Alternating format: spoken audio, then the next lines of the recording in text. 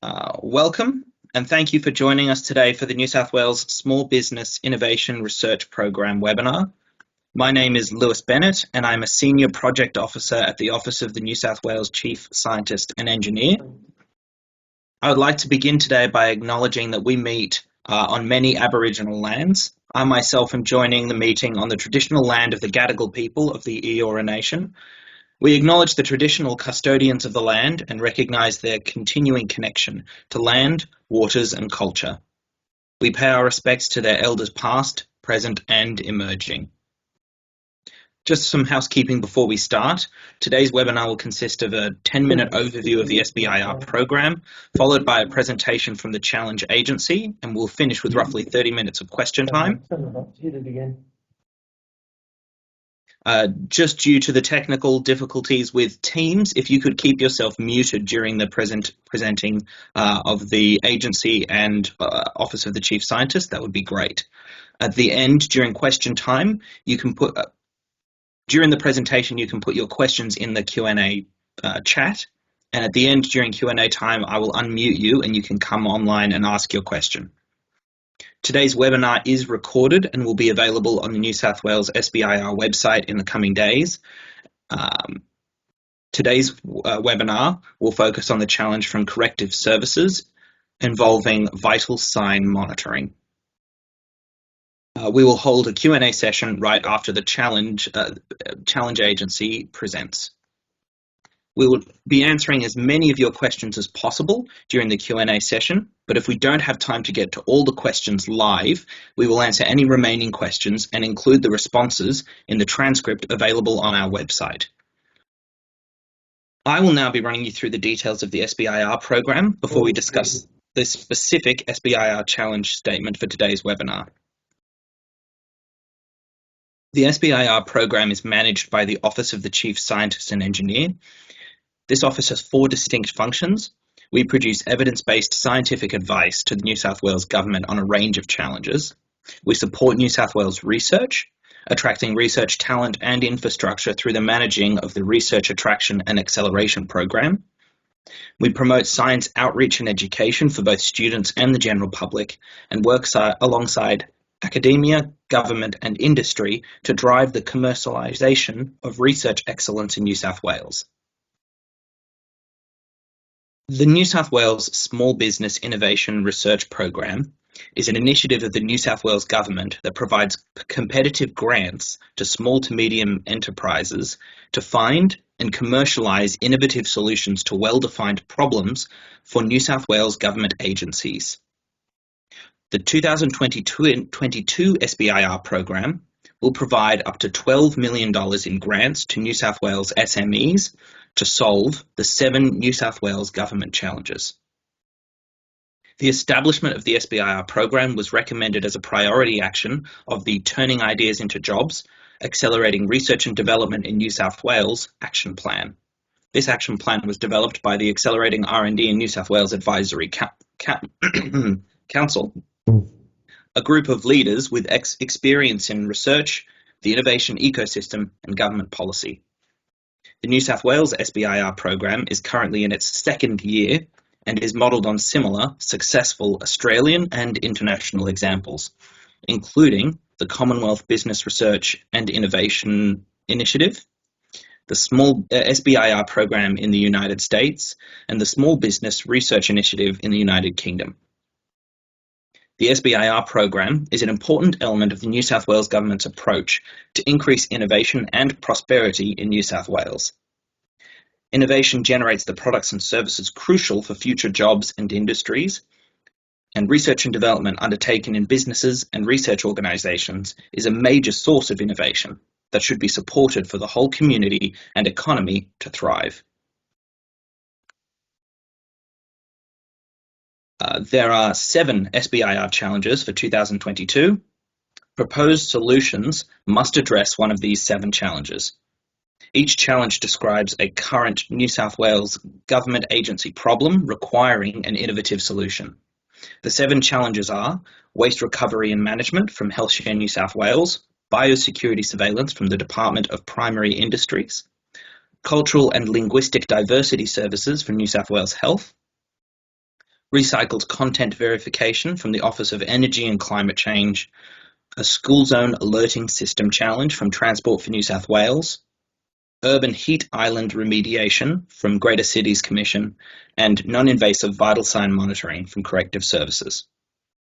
Later in the seminar, we will discuss today's challenge, vital sign monitoring, again from Corrective Services.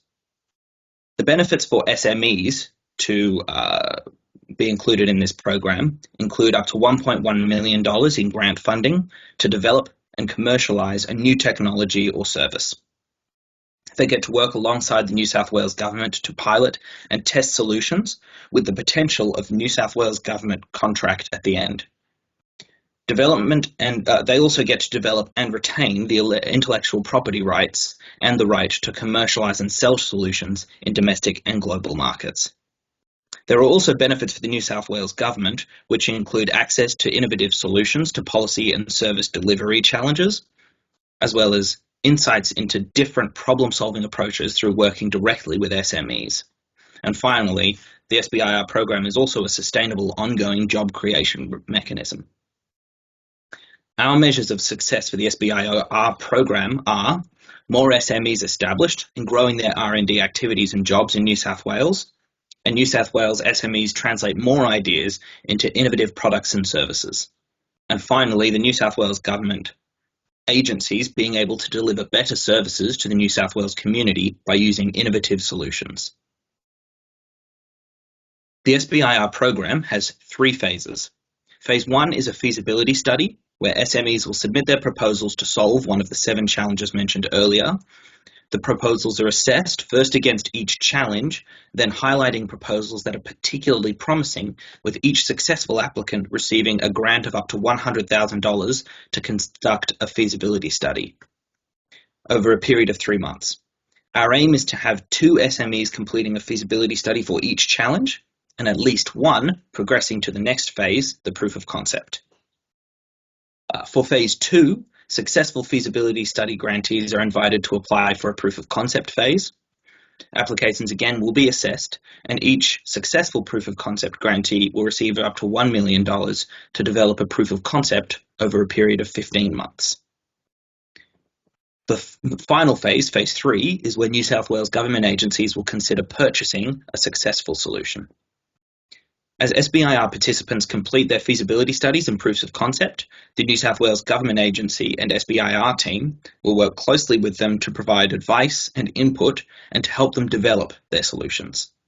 This occurs via both formal monthly check-ins and updates with all participants, and also through informal interactions and assistance. Post-SBIR, participants are encouraged to take their solutions to other customers and markets. The challenges have been specifically chosen so that they encourage solutions that not only the New South Wales Government would consider procuring, but also solutions that could be commercialised and sold to customers beyond the New South Wales Government. Applicants must meet the 5 eligibility criteria, which include having an ABN, being a small to medium organisation with less than 200 full-time employees, and being headquartered or conducting the majority of their business in New South Wales. There is also the criteria to hold IP, and when we say that, you don't need to formally hold the IP through a patent. We just want to make sure that you aren't violating someone else's IP. If you're using your technology, patented or not, that's fine. If you're using someone else's technology, that's fine, as long as you have a license and or right to commercialise. For more information and to view the full eligibility criteria, please refer to the 2022 New South Wales SBIR Program guidelines, which are available on the SBIR website. Applications for the feasibility study will be evaluated against the 3 overarching criteria. The first is solution details. Can you describe your proposed solution and how it addresses the challenge? Describe the current technical readiness of your solution, as well as what level you hope to achieve during the study. Additionally, if you could include what makes your solution more innovative or superior to options currently on the market. Secondly, commercial details. If you could describe the commercial potential for your product and your plan for commercialization, including adoption and scaling of your product or service. The priority is first on meeting the needs of the government challenge and then on potential wider market opportunities. Additionally, please identify any potential commercialisation barriers and how these might be mitigated. And finally, delivery. Does your company and project team have the appropriate skills and experience, and do you have access to the equipment, technology, infrastructure, and financial resources needed to carry out the project? At this stage, you'll be asked to provide a basic project plan, including a budget, risk management plan, and performance measures. We also ask applicants to submit some supporting materials, specifically a video presentation, no longer than 3 minutes, and a project budget. Applicants may also be required to provide profit and loss statements and balance sheets from the last 2 years. Eligible applications will be assessed by both the New South Wales government agency that proposed the challenge and an independent panel of experts with experience in business development, commercialisation, venture capital, and entrepreneurship. In terms of writing the application, we would recommend avoiding the use of overly scientific and technical terms, as the application will be assessed by a wide audience, including non-technical and non-commercial people. There should be a focus on meeting the needs of the challenge specifically, and please include any details or data that you have to support your claim. Each question in the application form states which assessment criteria it's being scored against. Try to respond as directly and succinctly to each question asked. There is a word limit. Try to use that word limit to its full extent to give us the strongest possible case for your solution. And finally, additional documentation that's referenced throughout the application, such as if you have a detailed business plan, please ensure it's clearly labelled when it's attached to the form. Please read the 2022 New South Wales SBIR Program guidelines before applying. The guidelines set out the SBIR process and requirements in detail, including eligibility and assessment criteria, how we assess applications, how we notify applicants and enter into grant agreements, how we monitor and evaluate performance, and responsibilities and expectations in relation to the opportunity. You might also want to consult the New South Wales SBIR FAQs, which will be available on our website. When you're ready to apply, you can find the online application form on our website shown on the screen. Applications close at 9:59 Australian Eastern Standard Time on Tuesday the 28th of February 2023. Thank you for your time today. I'll now pass over to the Challenge Agency, who will talk through their challenge for today's webinar. Again, at the end of the webinar, we'll answer any questions on both the SBIR program and also the specific challenge we're discussing today. Thank you very much. I'll hand over to Lisa and team. Thanks, Lewis. And we're just going to share our screen so we've got the presentation up.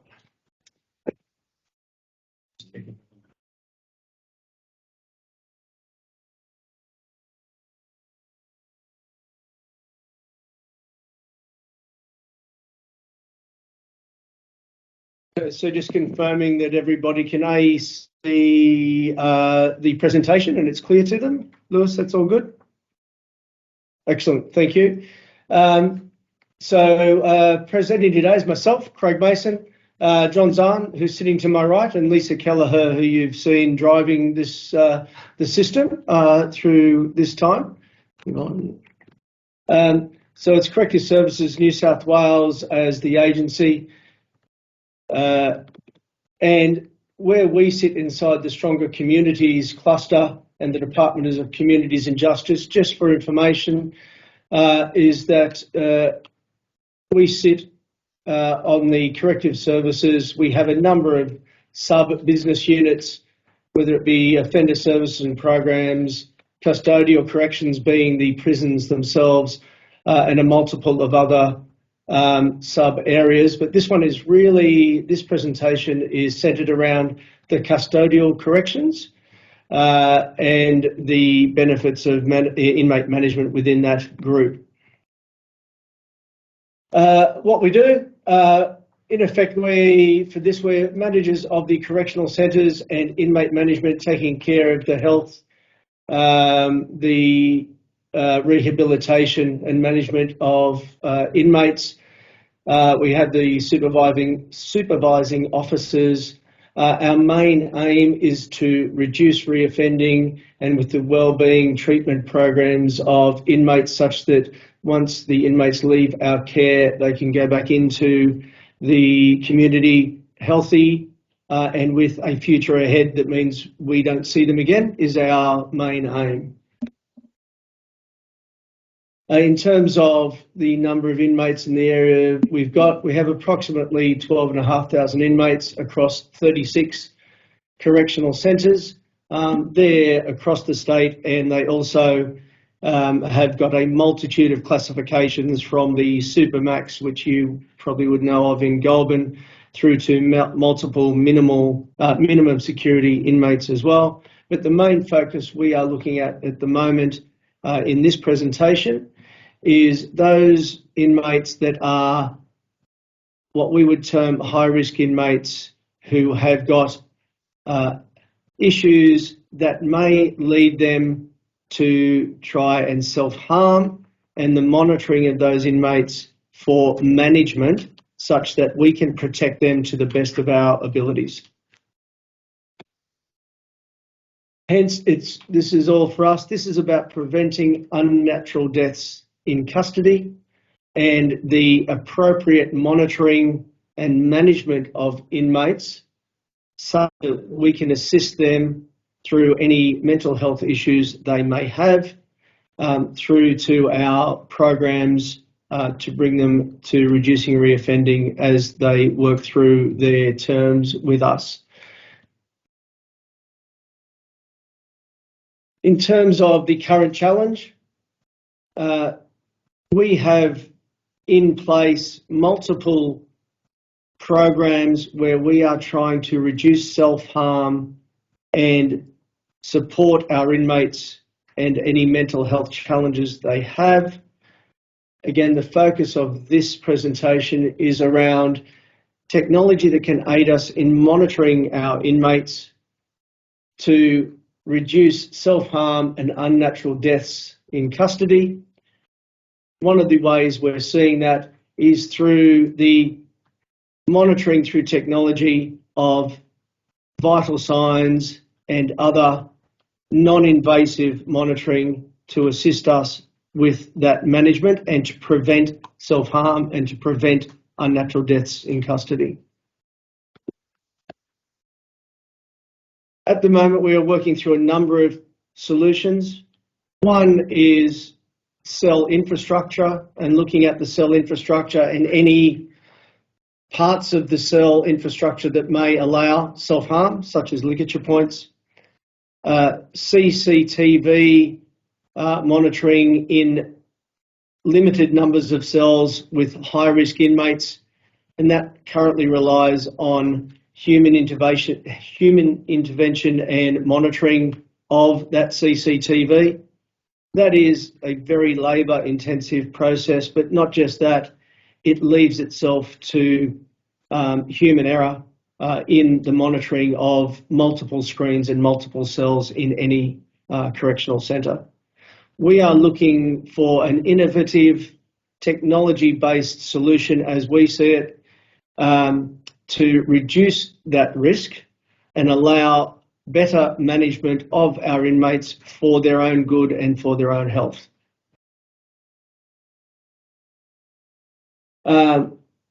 The solutions as we have it at the moment is we need to provide effective monitoring of vital health signs.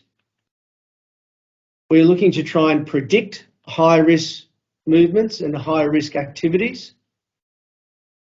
We're looking at trying to provide a real-time alert to our officers in the monitoring stations. That would support early intervention to protect the health of inmates. And what we're looking for is a simple alert system, because that monitoring is done by custodial staff, not medical staff. So therefore, we need a system that is a simple system that can alert custodial staff to address and intervene in any incident before it turns into a serious self-harm incident. To run through this, I will hand you over to John Zahn, and John is currently working with some systems we are looking at in our centres that have come up over the last 6 months. So John, hand over to you. Thanks, Craig. So I suppose the system needs to be non-invasive, so you can't assume, or we wouldn't accept a proposal that had an inmate having to wear a wristband or something like that. It just that would not work. It's got to be safe, secure and tamper-proof. We've got a lot of our cells do have cameras, but inmates can tamper with the vision from the cameras, so that does cause us the problem as well.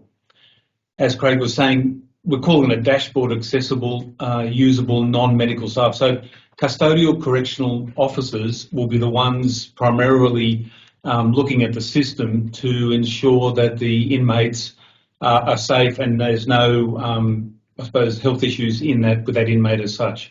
They're not health professionals, and we don't expect them to be able to read, blood pressure results or breathing results, things like that. The system's got to be to interpret the health signs or the actions of the inmate for the custodial corrections officer. We would like the system to be able to monitor at least 2 inmates in a cell at a time. That would be very helpful. We want it to be cost effective and sustainable, and we'll tell you why in a minute about the extent of the system as such. It's got to fit in with the prison cell safety guidelines and anti-ligature standards compliance, so we can't put things back inside a cell that can be used by an inmate to actually hurt themselves. As simple as that. And it's, at the end of the day, we would like it to be able to integrate into our existing operations and infrastructure.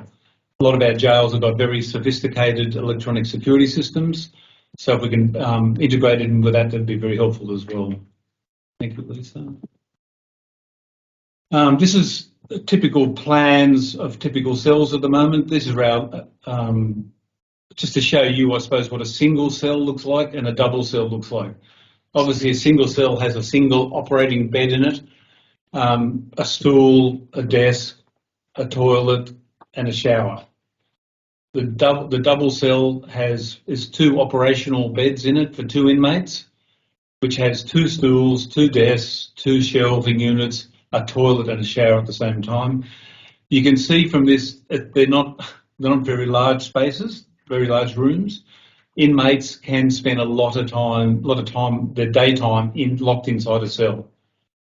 If you go to the next slide, Lisa. What you'll be working with, the walls of the cells can be made of reinforced concrete, reinforced blockwork, or steel plate, like 3mm steel plate. The ceilings are reinforced concrete or compressed fibre sheets. The floors are all reinforced concrete. And the cells all have a single fluorescent, either surface or flush mounted, could be fluorescent or LED. Currently in the system as such, across the whole state, of the 36 centres, we've got 140 assessment cells, which are single inmate cells, like of the picture we've got in front of you at the moment, which are stripped down cells, which haven't got shelf units or desks as such. The camera's in the corner, as you can see, but you can see from that picture how an inmate could use the bed to get up and put things in front of the camera so they can't see. We have 150 transition cells, and that's where an inmate goes from an assessment cell into a transition cell, and they have 2 inmates in them. Some have cameras. And we have 150 mental health cells as well, and most of these have cameras at the same time. I suppose we've already started down the path of looking at AI you're looking at using the vision from a camera, but that hasn't proved successful, I suppose, at the moment, because the people we were dealing with came back and said they thought that the vision from the cameras, where we have got cameras, was too unreliable for them to be able to say that their system would work in custodial corrections environment from what we're looking for. So I think from us to you, people looking at this challenge, I think it's a very important understanding you've got to take away with you.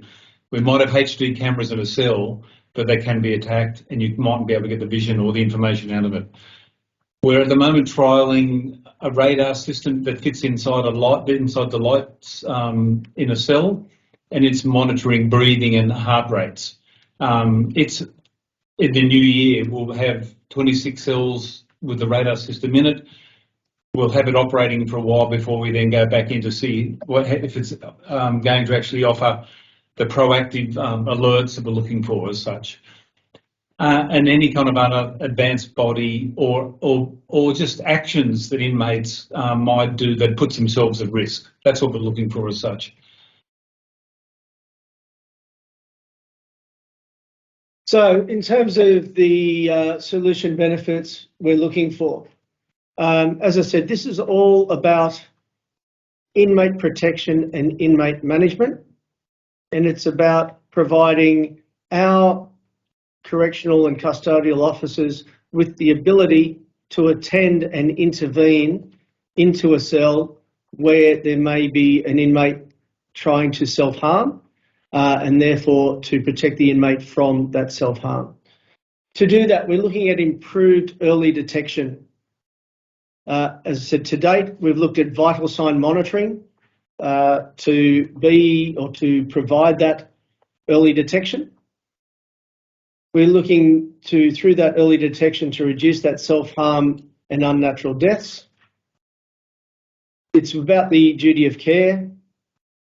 We're looking for new technologies to provide staff, because currently without the technology, we have a program of manual checks on regular basis into cells, which requires officers to walk cell to cell and observe at set times the behaviours of any inmate at risk.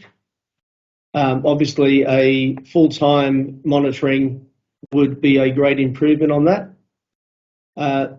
We're looking to be able to provide this information and work with Justice Health and Health New South Wales to be able to provide the parameters, whether it be on heart rate, breathing rate, whatever the vital sign is we're monitoring.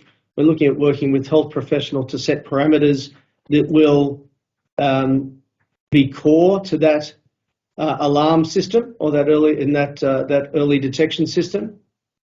But through all of this, we're looking at increasing the community's confidence that corrective services is doing everything it can to prevent self-harm and unnatural deaths in managing our at-risk inmates. There's some considerations because of the special circumstance in which corrections finds itself. One is the custodial operations practice and procedures that we must adhere to through legislative requirements. The second one is the security, obviously, the privacy and the rights of the inmates. That is why it needs to be something that's built into the infrastructure rather than something that the inmates are wearing, etc. And we've got privacy policies and statutory regulations we need to adhere to through that privacy side. For a security reason, the data is only locally held and can only be locally held because it can't be accessible to anybody outside the system, and it is only about monitoring the inmate. It's not about collecting data on the inmate, it's about monitoring to prevent self-harm or unnatural death. It's also a requirement because we have a sealed security system within each correctional centre, so there is no ability to log into our systems from outside the centre. Again, for obvious reasons of hacking, etc., into a security system. So the challenge summary. What we're looking to do is to manage inmate wellbeing and to prevent unnatural deaths in custody.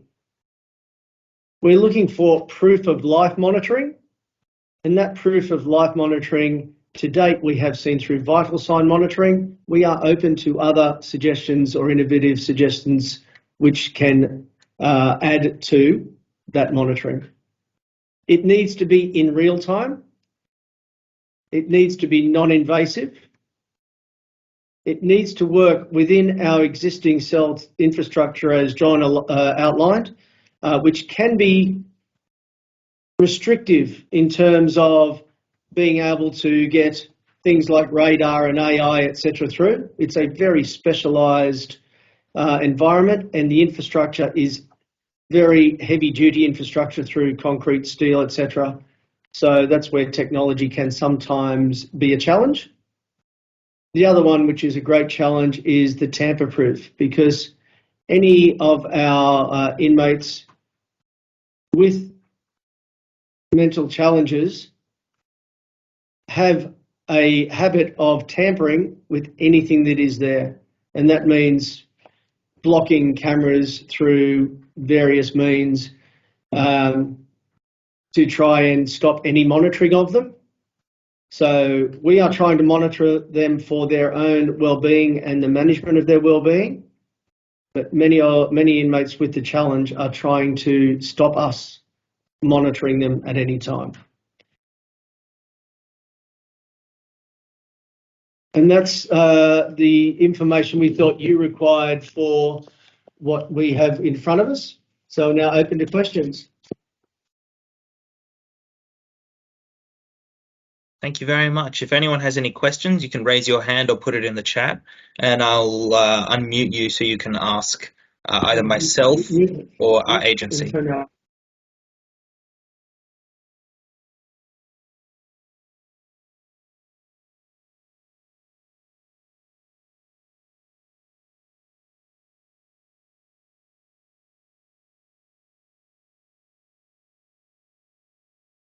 Andrew, where are you? There we go. Okay. Hey, here is Andrew Zhang from UTS. I have a question regarding the solution. Does it have to be purely, for example, radar-based, or it can be a combination of radar and other sensors such as camera? Thank you. So we have got no limit on the technology you may want to use or propose.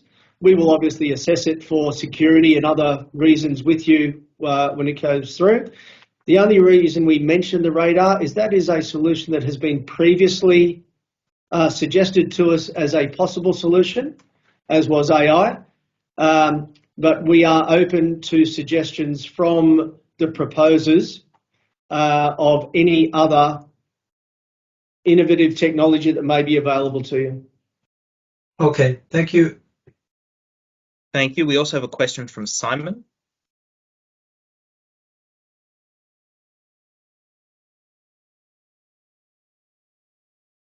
Do you want to speak, Simon, or I'll just read the question? Is audio within the facility captured already?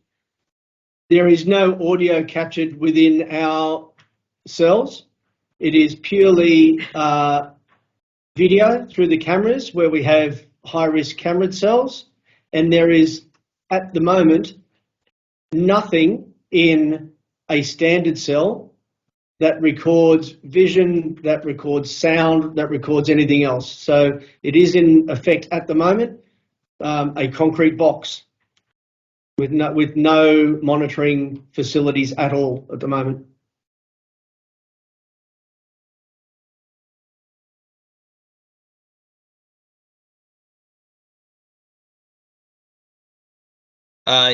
Peter is asking what the TRL requirement for this project is.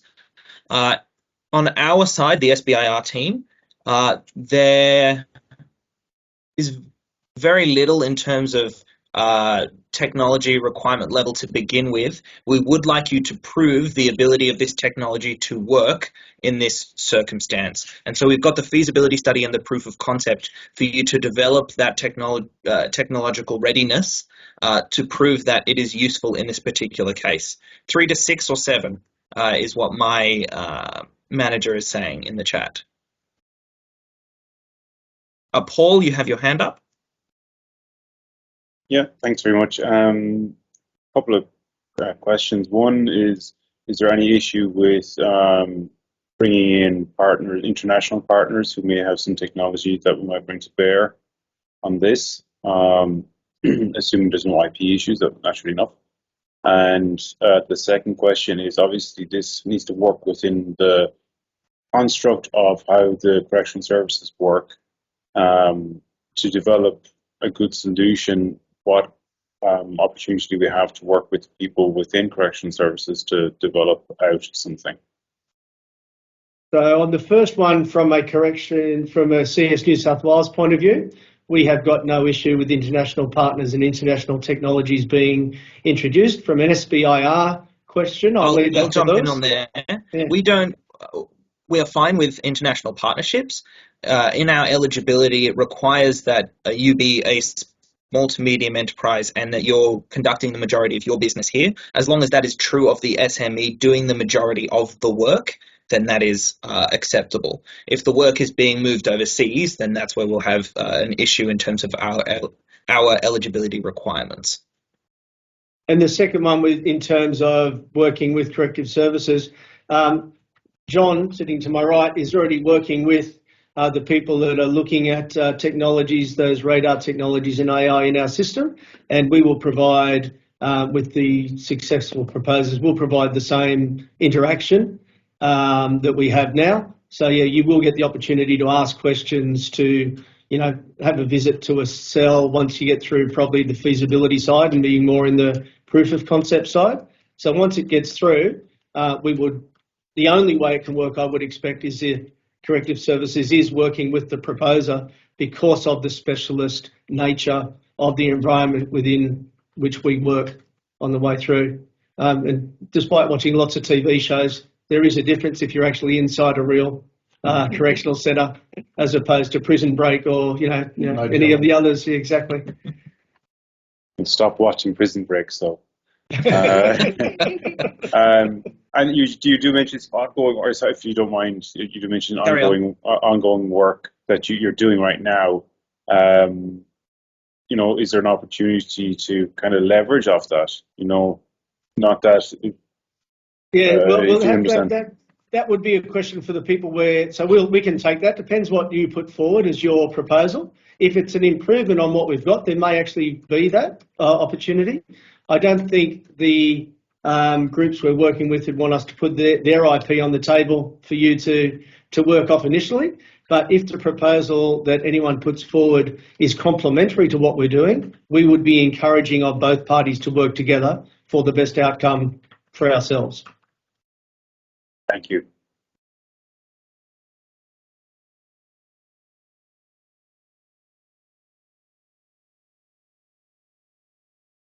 Are there any further questions? So, Lewis, just while there's the silence, just something that you noted to us earlier, and something just to put in terms of the scalability of this. Any solution we come to, we will be looking to roll out across our portfolio. So that portfolio is around about the 15,000 cells. But what that means is it needs to be value for money. So it can't be really expensive on a per cell basis, because obviously I need to get the funding from Treasury, and Treasury is quite tight with their money to roll it out across the 15,000 cells. And also recurrent costs. So maintenance and operating and recurrent costs need to be controlled, because corrective services will need to manage that either within existing budgets or with an approval of Treasury to any any extra budget they may give us to provide this service. But that's one area where I'm sure Lewis, but also our Commissioner and our Treasurer would be quite focused on the way through as well.